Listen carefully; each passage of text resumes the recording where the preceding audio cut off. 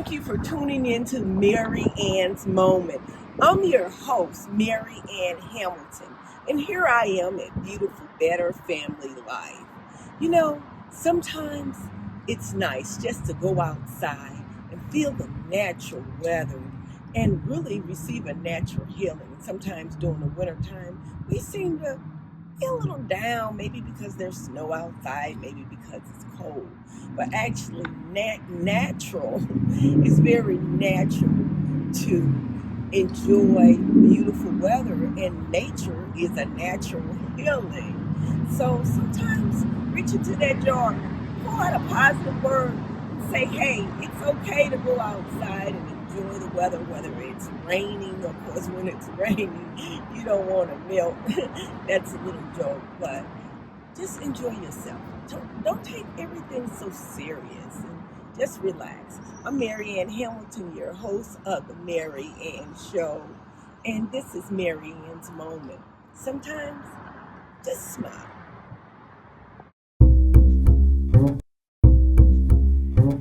Keeping families together. I also have a dog barking in the background. And really having dogs and pets, to me, that's really a part of the whole family life. I grew up in foster care, and I actually grew up with like 5 dogs. My foster mother, she kept the dogs outside, and they were outside for every weather. So if it was really hot outside or if it was really cold, she would bring them in and put them in the basement. And I think they were German shepherds, but I never really pet them. I remember when it was like storming outside, and I would just look outside at the dogs and just want to save them because they were scared of the thunder. So I have a dog, and that's not really why I got the dog, but I just sort of like animals. They're a comfort. Not all animals and not all dogs, because I have a lab. So I thought I'd throw this story in there. And speaking of a foster mom, we have Miss Jones, who's actually a foster mom. We have Leslie Adams, Miss Adams, who's a business coach, Mr. David Day, who's actually mortgage. So we believe in connecting because I came from foster care, and I feel that foster care saved my life. I believe in the value of a family and the value of a community helping people that may be in trouble, period. Um, I think it was education that helped me in foster care. And I feel like I'm so blessed that I don't give back. But by having the Mary Ann Show, I can give back. And someone that's watching the show in the morning, early in the morning at 4 a.m., that if you can't sleep, I'm giving you hope and you don't give up. So the thing is, never give up. If I haven't given up, we don't want anyone to give up, because actually the life of an orphan is a very hard life. I'm even in the process of taking a DNA test because there's some problems with my birth certificate, but I haven't taken them yet because I really like my life. I really like the fact I like the fact that I came from foster care. Other people make me feel sad, but if I think about having a roof over my head and being an educated woman, that came from foster care. The things that I've learned, how to earn my clothes, you don't know everything. So we can't, say things that I don't know. I blame it on foster care because it was negative. No, I lived in a home environment. I had uncles, I had aunts, I had a foster father. And, I was closer to my foster father. I didn't realize it until I was older that I was a daddy's little girl. But I lived in 2 foster homes, but I really credit that foster home, first foster home, because I lived there over 14 years. So that's my little backstory of why I have you on, and why it's so important for each of you to give back to the community, and why we chose out of town guests, because there's so much going on in St. Louis, but not in a negative way. But sometimes we have to bring the people from the outside look on the inside, because you're not here in St. Louis, but you can offer some of your value expertise. So I'm going to go around the table, round table on Zoom. I want each one of you to introduce yourself and tell me what it means to value.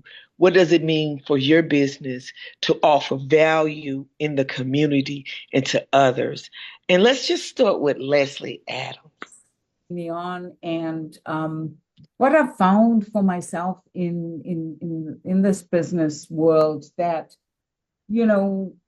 basically people, when you're looking at key strengths and values and what drives your work, it's really mapping and planning everything out. Like, you have to have a plan. And what I find works for me is standing in the future fulfilled, what happened, and then reverse engineer and work backwards to today, what I need to do in order to get the project done.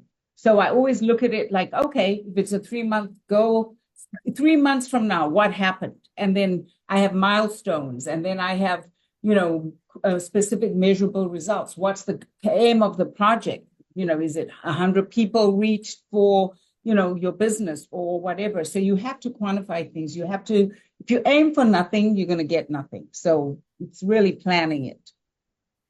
Back at you, Marianne. Okay, so you feel like your business offers value to others? Well, absolutely, because if people, not many people operate in this way of being, right, of mapping it and reverse engineering. Most people take a project, they look at it, they go, okay, this is the due date, and they just start going through the motions. I actually look at, what is the goal? What's the aim? What are you looking to do? And then saying, working backwards, how did I do that? So then today I can now move forward and go, okay, by this month, this week, I need to have achieved this. And by that week, and so it helps you to stay on track. It helps you to unfold I look at everything as a game. So how am I going to win this game? How am I going to be effective? Well, I need to have all these measurable results and milestones. It's got to be mapped out. So Leslie, before I move on to Mrs. Jones, do you feel that by having the value in your business, it comes from the value that you had with raising your family?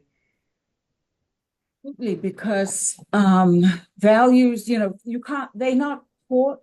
I mean, they're not taught, they caught. So whatever values you've had as that I was raised in, those have come and transferred into my business life. It's in my personal life. It's in how I conduct myself, how I carry myself, with complete integrity to my word, to keep my word, to honor my word. Because without integrity, nothing works. And if you lack integrity in one area of your life, it actually bleeds into every other area. So if you don't have integrity to keep and honor your word, then you don't have integrity in your finances and how to manage them, or you don't have integrity in your health and how to stay on track and exercise and have a plan. And everything has to, well, I find it works to plan things out. Then you know what you're doing versus just willy-nillying it. So the values have helped me to stay on track for sure. Okay, well, let's move on to Mrs. Jones. So you have foster children, but yes, I know from previous recordings, you also have adult foster children, because they're always going to be your kid. I'm telling you, I want to just run to my foster, especially my first foster mother. My second foster mom used to eat greens in the bed. All the foster kids would come in the green. But my first foster mother would never do that. She allowed you to eat, and I love this, she allowed you to eat fingers, greens and cornbread. And everybody would climb up in the bed with her, and she would have that plate, and we would all just sort of eat out of that plate. And that was so good. That was, my first foster mom would have never let me do that. That's when I ran away to the second foster home around the corner, because they kept me in the same school district. But I had fun in those foster homes. I was a kid. I had fun. And like I said, it's only when other people remind you what's not there. You do not know that is missing. I had fun. I ate Twinkies, and I ate French fries in my hand. It was a corner store, and we would pay 50 cents for French fries, and sometimes I was a quarter short, and my classmates would give me a quarter, and I was able to eat French fries with ketchup in my hand and share it with the other class. So I had a normal life, and that's why I tell people I'm still normal. Just because I came from foster care does not mean I'm probably more Right. normal. Because I had all the help. I feel like that's the reason why now I'm a little spoiled. I expect my way because I was always given this and given that, and Mary, are you okay? So, that was love. I didn't even know it. That was love. I was given love. And, I don't like when people dictate to other people that you're not receiving love because this person is missing.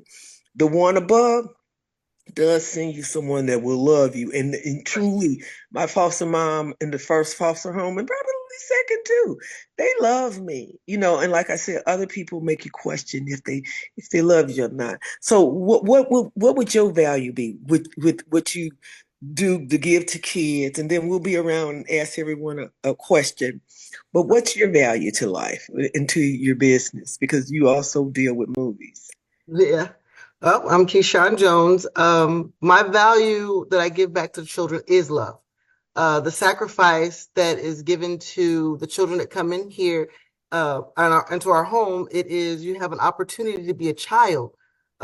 Things we try to fill in the things that are missing. We never take over and say we're replacing a parent. That's not what we do, but we parent because that is who we are.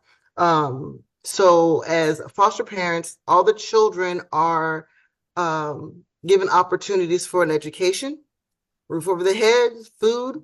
They're fed well every day. They can eat. It blows my mind how well they eat. And I think about my grandma when they eat, because I'm like, my grandma would love this because she would just keep on feeding you. Especially the greens. When I'm watching the baby eat the greens off the plate, I'm like, oh, it's I still love greens. And then the joy that comes with seeing them smile and laugh, that is a fulfillment for me and my husband. That is just like, they're enjoying life. They're having, they're living and not in a position of surviving anymore. And then we also bring forth opportunities. So it's not that we are home all the time. We take our children on vacation and on trips, and we let them know that always you will be our child. We will love you as that. And it's unconditional. We don't have conditions where you do this and you behave, you do this, we're going to love you and care for you. No, it is your kid. You go through these things, but we're here for you. And we do the best we can with the children. I do write books. I've written a new book that will come out.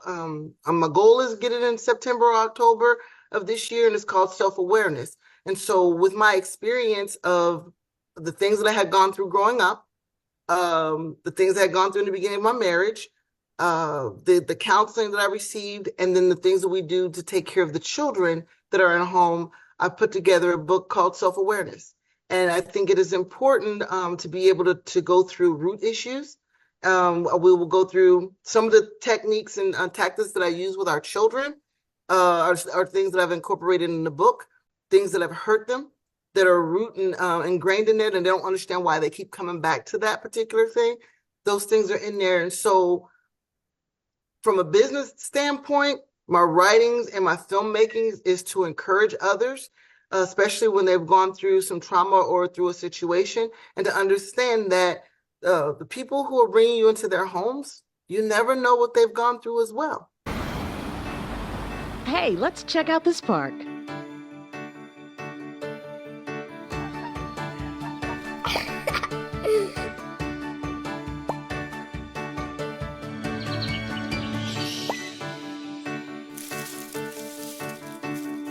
Oh, wow, that's really cool. To find a great local park or forest near you, go to discovertheforest.org.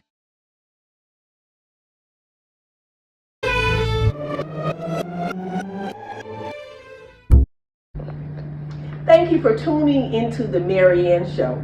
We are here at Better Family Life. I'm Marianne Hamilton, your CEO and host of the Marianne Show, and also owner of the Marianne Network. So we are here to tell you about some important information that goes on every Wednesday at Better Family Life. It's called Utility to Stability Energy Assistant Program. It happens every Wednesday. Better Family Life is located at 5415 Page Boulevard, zip code 63115. The session starts at 8:30 in the morning. They're accepting the first 50 people. Please bring a copy of your current utility bill, and this would be your electric bill, every Wednesday at Better Family Life. That's called Utility to Stability Program. Thank you for tuning into the Marianne Show. At the Marianne Network, we connect business owners to viewers. Don't forget to come out at 8:30 in the morning. In fact, it's 8 o'clock in the morning. Okay. You never And know. that would be your value, giving love back. That's what Giving you it back. do. You give love back. I like that. You still got to keep your credit together. So what's the value that you offer the community in order to bring people up that may be feeling down because they can't, or they, because I don't like to use the word can't, but they may be having difficulties in being a homeowner? Have a credit limit of $5,000 and not spend up that $5,000, but maybe to spend $50 and maybe within the next 2 or 3 weeks to pay it off. How important is it for them to spend $50 as opposed to $5,000? They know that they're not going to pay that $5,000 off. They're going to pay $5,000 on that credit card. If they're going to spend $5,000 and only pay $100, how does that hurt your credit? No, absolutely not. I mean, you want to use your credit, you want to utilize it, and the small balances carried over aren't that big a deal. The rule of thumb is to stay below 30% of the credit utilization. But credit, it should be criminal. I mean, the 29-30% rates that they charge, if you're just someone on a fixed income or working paycheck to paycheck, you want to do whatever you can to avoid getting into that trap, because once you start charging two, three, four, $5,000 on cards, you're gonna be paying for that stuff for the next 20 years. So what So you're saying is, how can a person improve their chances of getting approved for a mortgage? And what are the factors for lenders prioritizing this for them? um that's a kind of a weird way to think about it, I guess. Bankruptcy, I would say one of the most important things you could do is do an unsecured credit line, or a secured credit line. So that's where you would give, say, XYZ company $500, and then they in turn will issue you a line of credit for $500. And so you're actually paying them ahead of time to get the access to this credit, but that reports to the credit bureaus every month. So you're starting to build credit back again by using that kind of a card. Auto loans are also a really good way, a quick way to start building credit after a Chapter 7 or a Chapter 13 bankruptcy. Go get yourself a $5,000 car and make payments on it, and that's certainly going to help boost your credit score right there. Okay. Obviously, the most important thing I would say is to try not to get yourself in that situation in the first place, and always check Credit Karma. Make sure you don't have anything late reporting. Make sure that you're paying all your bills on time, and just being a good, responsible person. That's what the underwriters are looking for, and want to make sure that, hey, this guy can afford this house. He pays his bills on time, and let's go ahead and get this going for him. Okay. And I like that. And is there a phone number where they can reach you again? Sure. My direct number on my cell is 612-206-0477. Okay. Okay, so let's move on to Leslie Adams. So I have a question for you, Miss Adams. How do you handle setbacks or challenges? How does a person handle setbacks or challenges, or how they can turn their experience around and just value what they're learning? Every setback, every challenge is an opportunity to learn. I always tell people it's not a failure. It's actually it's a learning experience. And from that you can springboard off of and grow. So it's never a bad thing. It's not something to look down at yourself with. Rather, what is the lesson in this? And who did I become during this setback? Because it's who you're being, right? It's not, so when something's coming at you, you've got two choices. You can let it defeat you, or you can stand strong, dig in, learn from it, see how you can improve, ask for advice. There's mentors out there, every one of us can give value to the next person. So if each one teaches one, if each one reaches back and mentors, then that's part of it too, is the valuable learning opportunities for growth, and then in turn giving back to someone else, and giving them their advice from their experience helps, I think. So that's the advice I would give to someone if they had to tell me, hey, I'm going through a hard time. How do I maneuver through this? How do I get through it? And guess what? The sun always shines. It's always going to rise. It's always going to get better. And so just digging in and learning, growing from it. I surrender. All right, pal. Get ready for the day, buddy. Hey, Dad. Do we have a gun? What's that? Do we have a gun?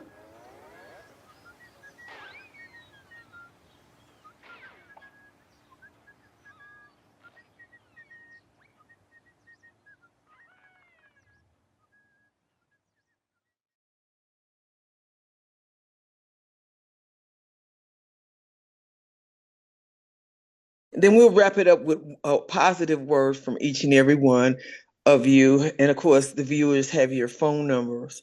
And we'll start out with your phone number. If they wanted to contact you, maybe to pre-order a book, Mrs. Jones. But one of the questions that I have for you, and maybe even parenting advice, because you have just so much. If you feel comfortable giving out your number, that's fine. So this is both because you deal with children as well as adults. So this is both a college and a home question for you. How can parents create a positive and supportive environment at home to encourage their college students to stay motivated and successful, as well as their school age children to stay motivated? One, the motivation is encouraging and listening. Listening is important, understanding their ideas and their thoughts. They're growing. They're going to experience some things they want to explore. And so being mindful about what they want to do, who they want to become, be supportive. And then a schedule. Schedules always help, because without the schedule, things can get chaotic. And so helping them balance their lives and the things that they want to do, sports, home life. My kids are coming in and out, sorry. Their activities, and then having that time with them. Communication is so important. And so that helps with balancing what they want to do, being there for them, and being supportive. I would prefer to give my email address, because I get a lot of phone calls at times with the books. So with my email or my website would actually even be better, because they can go on the website and they can find me and they can see the books that I have. And my website is very easy. It's whynotiwriteit.com. Being loving to one another, So what is that positive word again? Love. Yeah, self-love. I like self-love. Thank you for tuning into the Mary Ann Show. I'm your host and CEO, of the Mary Ann Network. Y'all come back now, you hear? We also want you to enjoy a monologue by yours truly, Mary Ann Hamilton. It's called Wallpaper.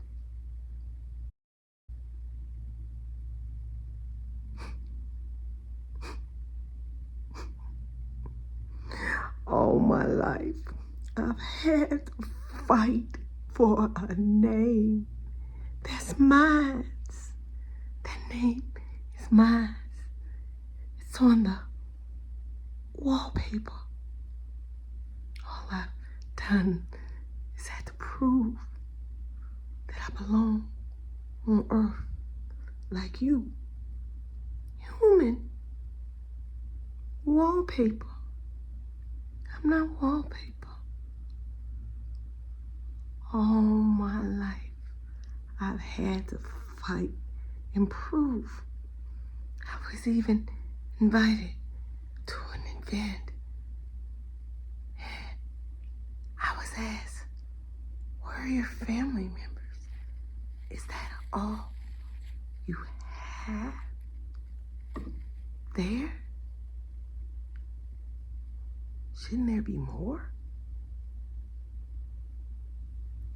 Wallpaper. It's my name. I'm not wallpaper. It's on the wallpaper. My name.